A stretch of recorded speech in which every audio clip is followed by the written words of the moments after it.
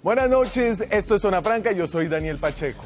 Hoy, exactamente hace un año, el 27 de septiembre del 2016, de hecho un día luego de la firma del acuerdo de paz en la pomposa ceremonia de Cartagena, el entonces vicepresidente Germán Vargas Lleras, Alex Char, su poderoso aliado en la costa atlántica, y el propio presidente Juan Manuel Santos convocaron a un evento enorme, multitudinario, de unas 20.000 personas en Barranquilla, que fue una especie de cierre de campaña del plebiscito. Este acto fue importante políticamente, más allá de que se perdiera el plebiscito. En este acto se vieron banderas de Cambio Radical, el partido del vicepresidente. Ese acto fue importante porque fue una especie de adhesión tardía, pero adhesión clara de Cambio Radical al sí a la paz. Tanto lo fue que luego de perdido el plebiscito, el mismo vicepresidente Vargas presumió de los resultados que se lograron en las regiones donde Cambio Radical tenía músculo político fuerte. Pero en todos los departamentos en los cuales Cambio Radical ejerce mayorías, ganó el sí, mírelo y verá, en todos los departamentos de la costa y en la ciudad de Bogotá. Entonces, si en el plebiscito solo se podía votar sí, no o en blanco, y al menos de que Vargas Lleras haya votado no y sí al mismo tiempo, anulando su voto, asumimos que votó por el sí. Votó por el acuerdo de paz como un todo, con lo que le gustaba y con lo que no le gustaba, tragándose los sapos de lo que no le gustaba. Bajo esta luz, lo que está haciendo ahora mismo Cambio Radical, de oponerse a la ley estatutaria de la Justicia Especial de Paz, parece ser una voltereta de cambio y por supuesto de Germán Vargas Lleras, quien manda en Cambio Radical. Un cambio de opinión importante. Un cambio de opinión tal vez definitivo de cara a las elecciones del 2018. Un cambio, por un lado, difícil de explicar en términos de coherencia política, pues apoyó el plebiscito, fue vicepresidente de Juan Manuel Santos y Cambio Radical apoyó positivamente el acto legislativo de la JEP. Pero un cambio que tal vez lo pondría más cerca de Álvaro Uribe. Alguien, de hecho, me recordaba hoy el famoso acto de arrepentimiento. El acto de arrepentimiento que hace meses dijo José Obdulio Gaviria, senador del Centro Democrático, sería necesario para volverse a ganar el favor del uribismo, para que Vargas se pueda ganar otra vez el favor del uribismo. ¿Será darle la espalda a la JEP ese acto? Sin embargo, por otro lado, para ser justos, Vargas Lleras sí mostró siempre, y los miembros de su partido lo repitieron, reparos hacia el contenido de los acuerdos, sobre todo en temas de justicia. A mí sí me gustaría, por ejemplo, que esa jurisdicción especial de paz se concibiera de manera distinta, fuera limitada en el tiempo, sin la posibilidad de sustituir totalmente a la justicia ordinaria. En ese sentido, tal vez la oposición radical, de Cambio Radical a la JEP, es más bien un acto de maduración de viejas preocupaciones, un acto de maduración con el que el gobierno Santos asumirá como una crítica constructiva, mientras pueda aprobar con sus escuetas mayorías la ley que le da carne en la justicia transicional. Por eso, lo que pase con la ley que regula la JEP, eso nos da pistas importantes, además de ser clave para la implementación de parte central de los acuerdos de paz. Por eso mismo hoy el uribismo lanzó una campaña de referendo para tumbar la JEP. Lo que pase con este tema nos dará pistas acerca de las incógnitas más grandes de esta campaña. Y la principal de esas, de la campaña del 2018 es, ¿y Vargas qué? Aquí arranca Zona Franca.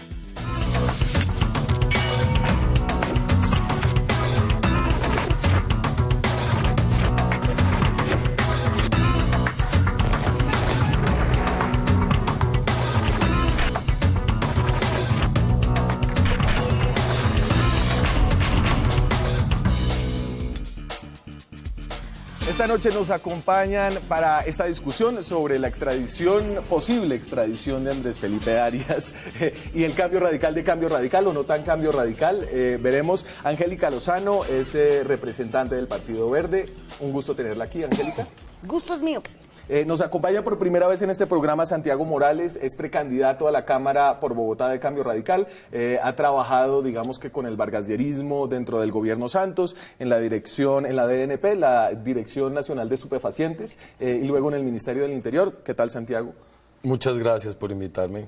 Y Francisco Bernate, viejo conocido, viejo amigo de Zona Franca, también apoderado de Andrés Felipe Arias, da Derecho Penal en la Universidad del Rosario y además, ¿qué más?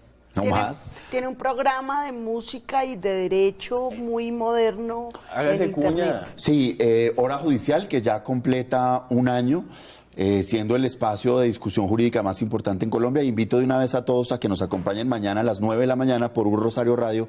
Vamos a transmitir toda la imputación de cargos al magistrado Francisco Ricaurte como un documento histórico. Son 20 minutos muy fuertes. Iba a ser que como leída el audio de El audio de la audiencia, legalmente obtenido, autorizado, es un documento público. Fuimos los primeros en obtenerlos. Digamos, los medios han registrado apartes, obviamente, Sí. pero nosotros la vamos a transmitir toda para que las personas conserven un documento que es histórico. Perfecto. Hoy, no, mire, Angélica, usted es varias veces tendencia en Twitter. Es chévere ese programa, yo lo he escuchado un par de veces, me ha invitado. Y te pone ganaste musiquita. el premio a la mejor congresista del año pasado que te dimos. No, bueno, Gracias. ya, eso sí, Como ya ven, mucha esto es flor. Sí, cariño sí, puro. sí. Gracias, muchas gracias. Vamos, tenemos ya nuestro material, muchachos. Todavía no. Entonces, quiero hablar de la decisión que se tomó hoy en Estados Unidos. Ya les tengo lo que dijo Álvaro Uribe al respecto, pero entonces arranco con usted, Francisco. El juez federal determinó que sí era legal la solicitud de extradición que estaba haciendo el gobierno colombiano para que Andrés Felipe Arias venga a pagar en Colombia los 17 años de cárcel por los cuales fue condenado por la Corte Suprema de Justicia por haber sido encontrado culpable de actos de corrupción. Hay una apelación. ¿Qué tan inmediato es este? Él está preso ahora. Sí, digamos que se anticipaba o se veía venir que la decisión de hoy podía ser desfavorable para los intereses del exministro Andrés Felipe Arias, pero lo que no esperábamos, digamos, de alguna forma es que se fuese a restringir su libertad, toda vez que había una fianza y él había cumplido con todos los compromisos, esa parte sí no la vimos venir. Y ahora pues sí, en efecto viene una apelación ante una corte de apelaciones que integra 3 estados, Florida, Georgia y tal vez Alabama, es una cosa como digamos, de varios estados. Y esta apelación puede durar un año, tiempo durante el cual pues el ministro Arias estará privado de su libertad en unas condiciones humanas muy complicadas, pasado lo cual o puede que se ponga por tierra esta decisión y él pueda permanecer en los Estados Unidos, o el otro escenario, pues que sea entregado a las autoridades colombianas que ya se encargarán pues de ejecutar lo que quede de la pena, ¿no? Él fue condenado de 17 años, pero él estuvo algo así como 665 días Como 2 años, detenido, un poquito menos de 2 y algo años. más. Ese tiempo se descuenta, más lo que haya estudiado y trabajado.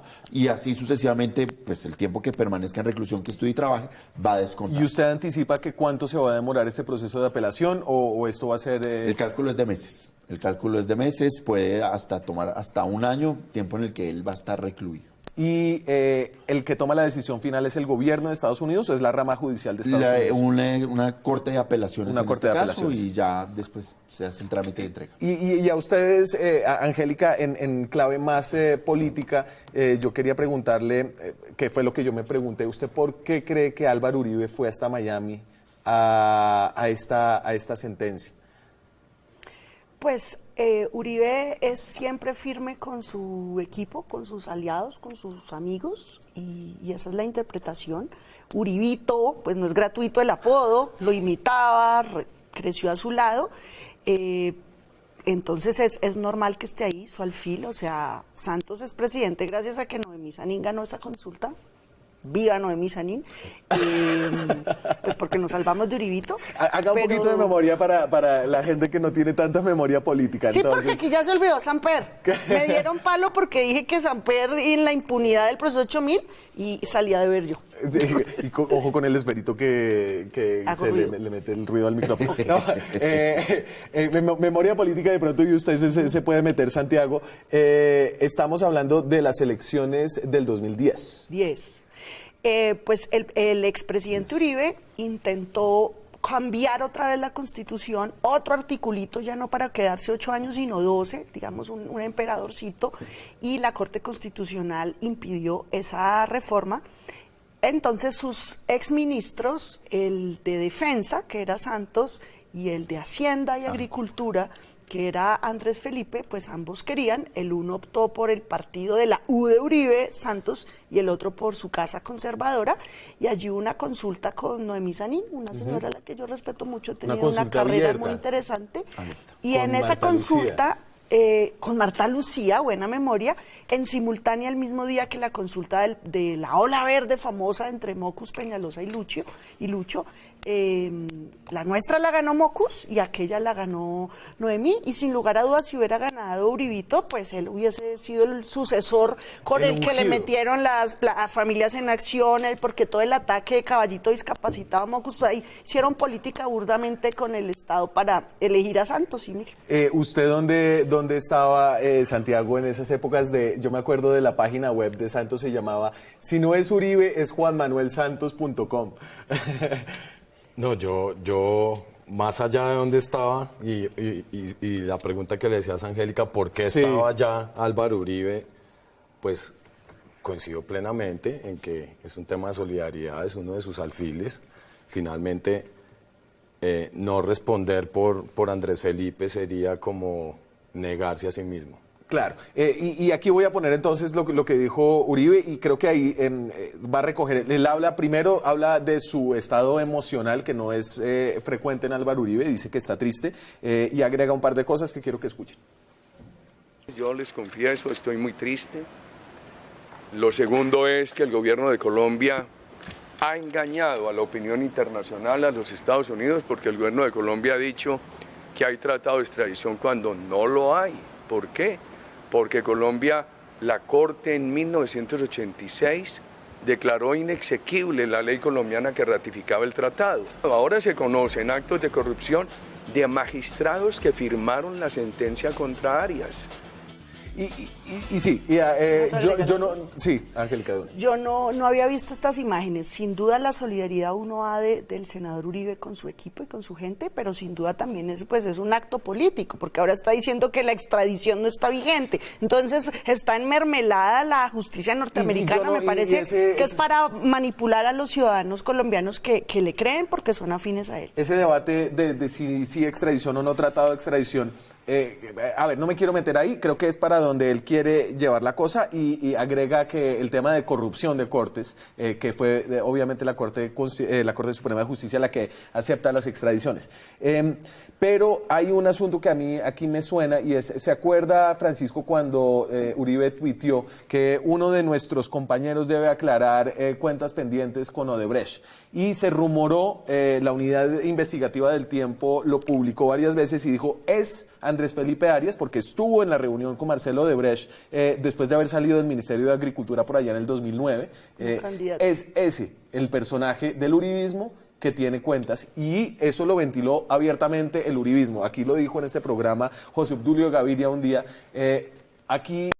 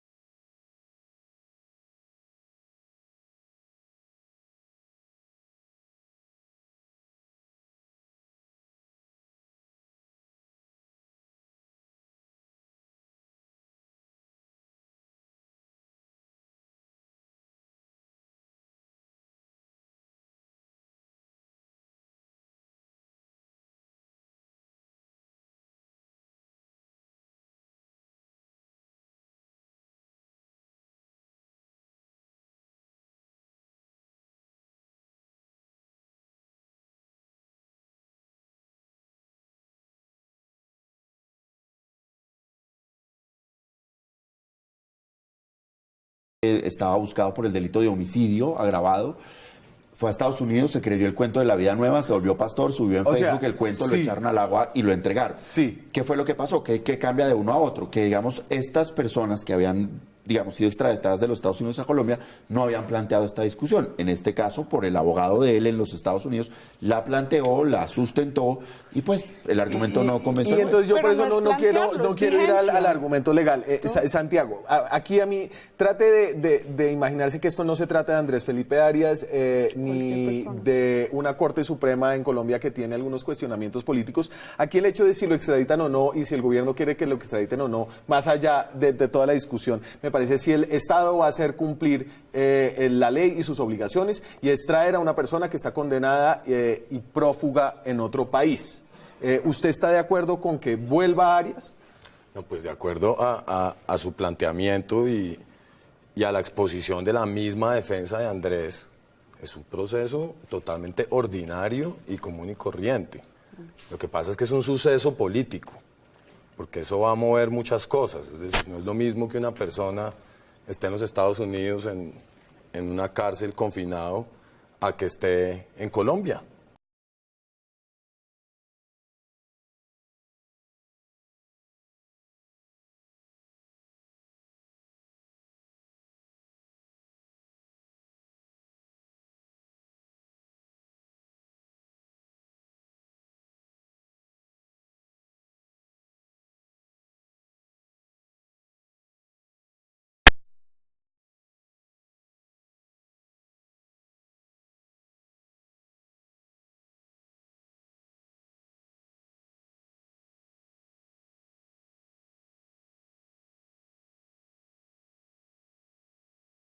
Sus propias decisiones.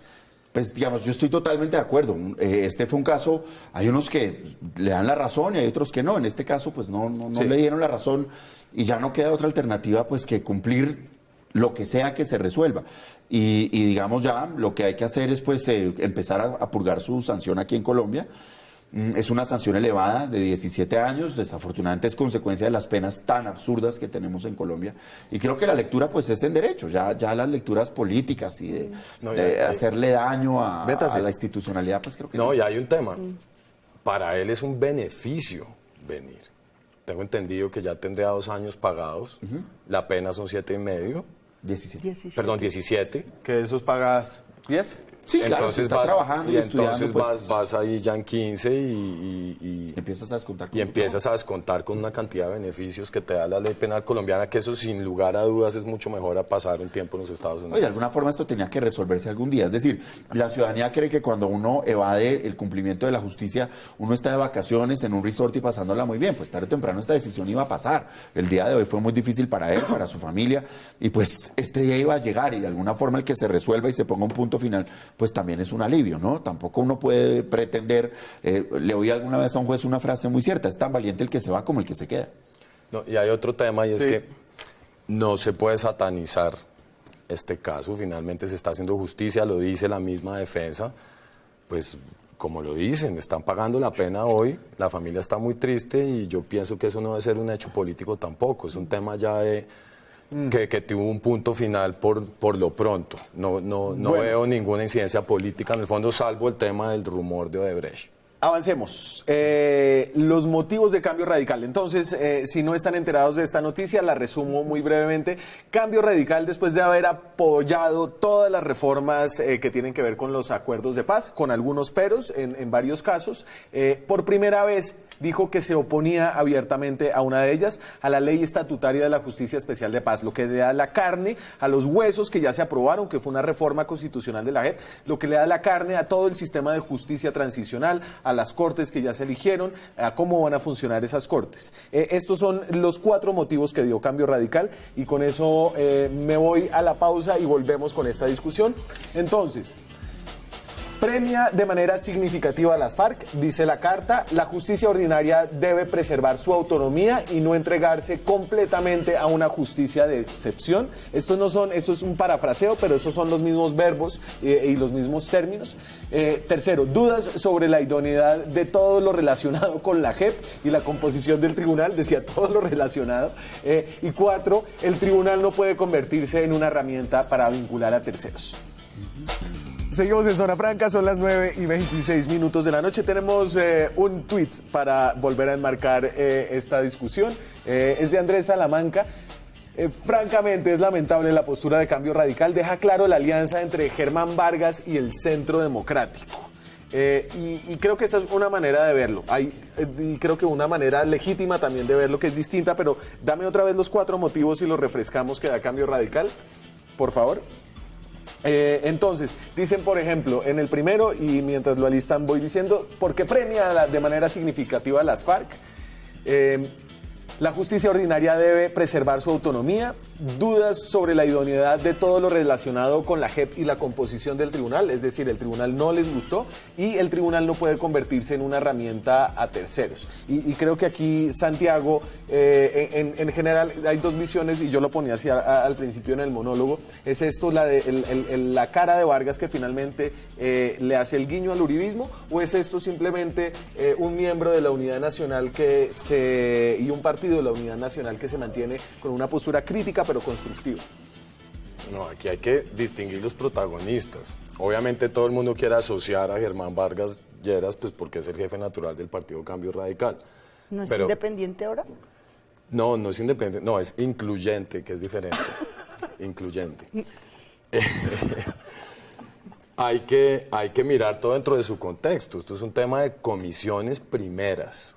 No es un tema de Cambio Radical ni de Germán Vargas Lleras, es una discusión.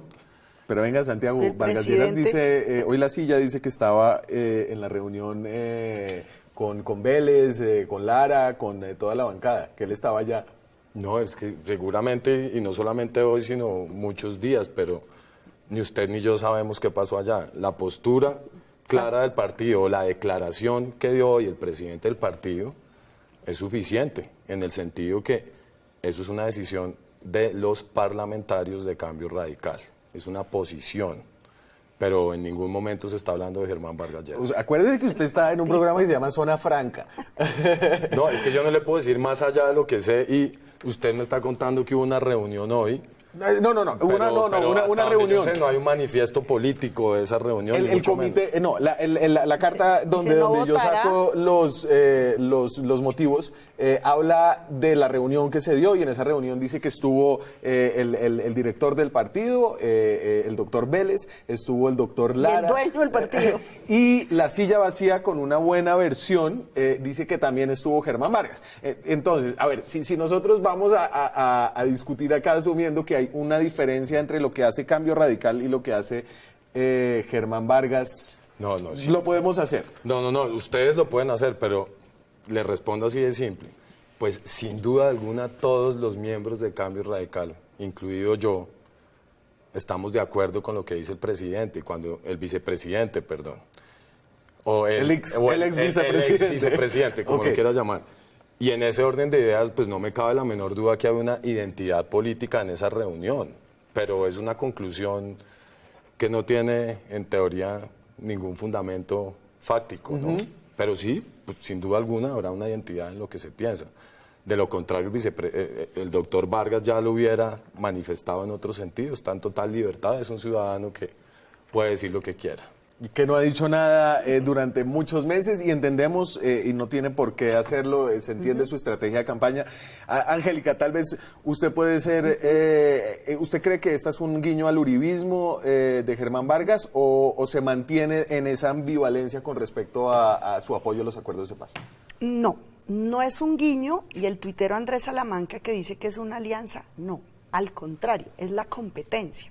Resulta que el Centro Democrático tiene el monopolio y el liderazgo anti-proceso de paz y anti-JEP. Entonces Vargas, que es de derecha y que necesita buenos votos de la porción que está liderando el Centro Democrático, dice, un momentico, yo no me quedo por detrás, por fuera de esto, y muestra los dientes. El proyecto de ley de la estatutaria de JEP es regular, es un proyecto con muchos defectos. Yo presenté 24 proposiciones, esta es una relación sobre las víctimas para ampliar la protección de los derechos de las víctimas, sobre el procedimiento, sobre los recursos económicos, sobre impedir la participación política de las FARC. Primero van a la JEP, tienen su condena, pagan y ahí sí van a la participación política. Eso es lo que hace un congresista cuando un proyecto es regular o malo. Tenemos la obligación de mejorarlo porque para eso nos pagan. Lo que está haciendo Cambio Radical es política, no es alianza, sino es intentando recuperar de las bases que tiene el Centro Democrático y del posicionamiento antiproceso de paz. Pero en realidad, pues Vargas es el candidato de Santos, es el dueño de la chequera, 7 años contratando y todavía es el dueño de la burocracia. Muestran los dientes, pero en realidad pues van a presentar también unas proposiciones. Las mías ya están registradas, compararemos en qué se diferencian.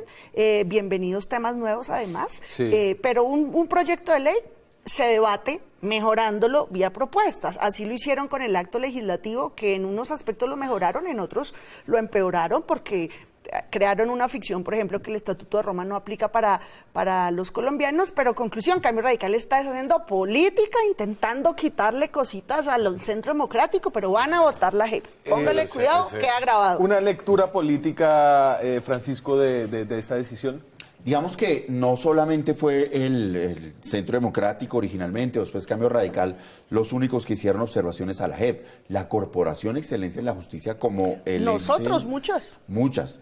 Pero yo creo que lo que explotó, el detonante de esto fue la forma en que quedó compuesta o integrada la JEP. Si miras los reparos, Tribunal de Paz. Claro, los reparos podrían haber, digamos, iniciado hace mucho tiempo y el mismo vicepresidente Vargas pues había hecho observaciones en su momento, pero el detonante, y está en la carta que ellos ponen, sí, tiene que ver básicamente con la imparcialidad de quienes resultaron electos. Y ese, creo yo, fue la gota que definitivamente ya explotó.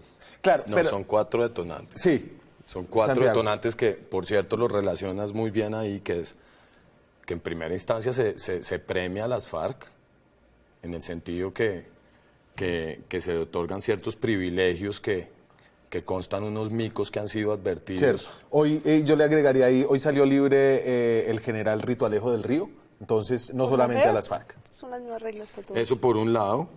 Por el otro lado, el tema de la autonomía de la justicia ordinaria pues se va a ver de alguna manera entorpecida por esta justicia transicional, de la cual hasta ahora no sabemos nada. Es decir, estamos como en un hueco negro. En realidad esto genera angustia. Pero para eso está el proyecto, la ley estatutaria, ¿no? La reglamentación. Es decir, ya sabemos algo. Tenemos los huesos de la JEP, que fue el acto legislativo que se aprobó con apoyo parcial de Cambio Radical. Total. ¿Cierto? Sí.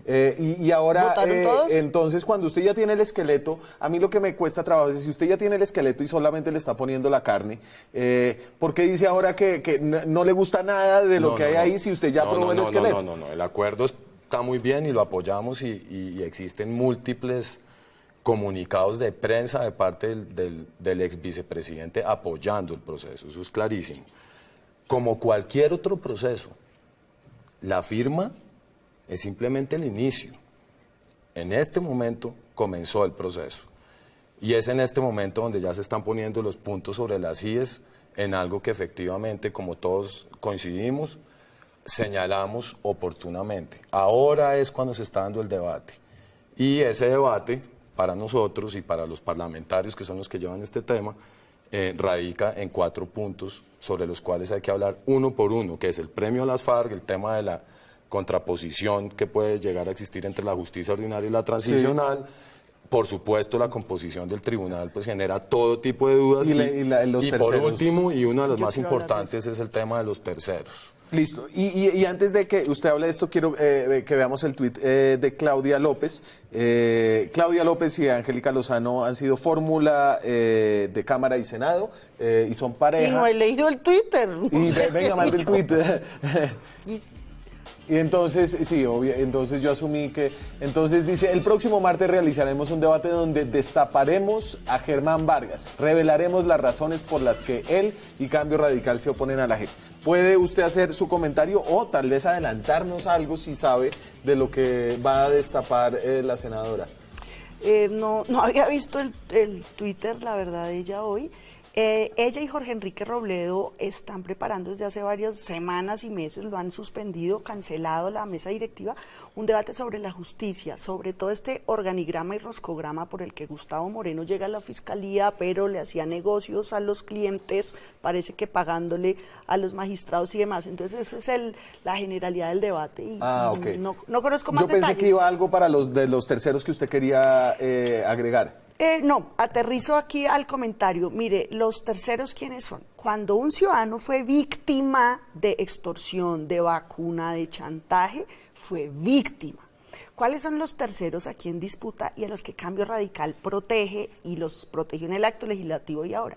A los terceros financiadores, sea de guerrilla o sea de paramilitares o de cualquier otro actor. Resulta que nada sacamos como sociedad si hacemos toda esta estructura de la JEP, de la Jurisdicción Especial para la Paz, si sabemos los que cuidaban los secuestrados o los que hacían los delincuentes, los que operaban los delitos, si ellos van a la justicia, pero los autores intelectuales y los que ponían la plata y los que decían, vaya, despoje de esa tierra a esa gente, desplácelos, vaya a una notaría, cómpreles a $1 millón de pesos, a una cifra menor el precio real del predio, notaríelo, y nos quedemos sin saber. Esos terceros, que se diferencia. Todas las personas que tuvieron que pagar una vacuna, que fueron extorsionados, son víctimas. Aquí los terceros en cuestión son los que se beneficiaron, los que patrocinaron, instigaron y motivaron. Esos son los terceros que la Fiscalía, termino con esto, Daniel, la Fiscalía dice es competencia exclusiva de la Fiscalía. Resulta que la Fiscalía ha sido competente para eso toda la vida, todos estos años. ¿Qué ha judicializado? ¿Qué verdad ha dado? ¿Qué ha clarificado? ¿Qué ha procesado? Esto hace parte clave del conflicto. ¿Quién se benefició, metió la plata y buscó el despojo? Una respuesta muy cortica suya ahí, Santiago. ¿Usted quería responder? No, a mí me parece un poco incendiario lo que está pasando, ese trino, en una época preelectoral, asociar a Germán Vargas Lleras con lo que dice Angélica o con lo que ustedes están tratando de sugerir. Yo lo asocié, pero yo siento que ustedes están tratando de sugerir que van a sacar algo como que Cambio Radical. yo estaba tratando, yo estaba sugiriendo porque eso fue lo que me sugirió el tuit. Bueno, pero yo sí quiero decir una cosa al respecto. Yo pensaría que el 95% de los colombianos de cualquier manera estuvimos involucrados en el conflicto, de cualquier manera. Cuando tú cruzabas Colombia entre todos los peajes y tú estabas haciendo transacciones con todo tipo de gente en esas carreteras, ¿quiénes eran esas personas a las que tú fácilmente les puedas comprar un bulto de naranja? ¿A quién se la estabas comprando? Claro. ¿Bajo qué condiciones? Cuando tú comprabas una parcela en pero Santiago, aquí estamos hablando de participación en la Comisión de Delitos de Lesa Humanidad, ¿cierto? ¿Y eso no es claro? Sí, pero también la financiación. Es que los delitos de lesa humanidad son financiados por alguien. Y entonces lo que me parece un poco infame es asociar el tema de la financiación por parte de amigos de Cambio Radical a una guerra en la cual todos fuimos víctimas. Seguimos en Zona Franca, son las 9:44 de la noche, estamos en directo desde Bogotá, estamos en directo por Periscope, que es, para los que están viendo por televisión, una aplicación en Twitter por video que ustedes no tienen ninguna necesidad de consultar porque ya me están viendo por televisión. Estamos hablando de Cambio Radical, de las señas que manda políticamente. Yo quería también hablar, y yo había hablado de los cálculos de votación. ¿Qué tan grave es esto? Aquí hicimos de plenaria de la Cámara, que es donde arranca este proyecto. Estamos en comisión conjunta. Conjunta es, sesionamos juntos al tiempo, comisión primera de Cámara, que somos 35, y 19 de Senado. ¿Tú vas a llegar a la primera? Si tú me invitas. 35 y 19. Entonces, en la Cámara de Representantes, en la Cámara de Representantes hicimos la cuenta en plenaria de Cámara y esta es la cuenta que nos da. Y ya les explico cómo son estos cálculos. Entonces, dicen sí la mitad de los conservadores, la otra mitad se va con el no, se va con el uribismo, y quitamos a 10 del partido de la U, que también se van con el uribismo, los amigos de Mauricio Liscano en la Cámara, y eso nos da que con el apoyo de los partidos minoritarios, con el apoyo de los verdes, del Polo y del Partido Liberal, tendría una mayoría bastante holgada en la plenaria. Una plenaria que está compuesta por 166 representantes, tendría 107 votos por el sí y 59 votos por el no, asumiendo que todo el Centro Democrático, la mitad del Partido Conservador, todo Cambio Radical y 10 del Partido de la U votan por el no. Angélica me estaba haciendo unas cuentas interesantes porque antes de llegar a plenaria tiene que salir de comisión. Como estamos sesionando juntos, en comisión primera de Cámara lo veo aprobado por unos... Se necesitan 18 votos, puede tener 22 de 35. En cambio, en Senado sí lo veo apretado y lo veo más perdido que aprobado.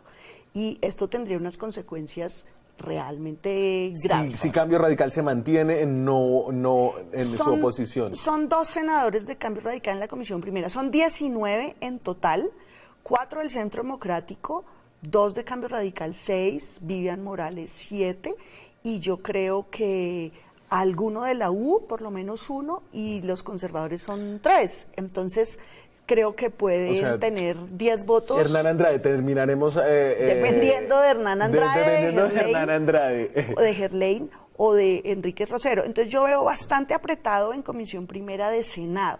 ¿Cuáles son los efectos? ¿Esto es hundirle un proyecto al gobierno? No. Esto es dejar en el limbo absoluto a las víctimas, a los victimarios de todos los bandos, es decir, a los guerrilleros de las FARC, a los militares. Tú decías hoy, Rito Alejo del Río salió, y montones, no sé la cifra, pero son decenas de militares. Son cerca de 4.000 militares que han salido de la cárcel. Ya 4.000 militares han salido. Bueno, quedaría en el limbo toda la situación jurídica, entonces sería como la vuelta al bobo.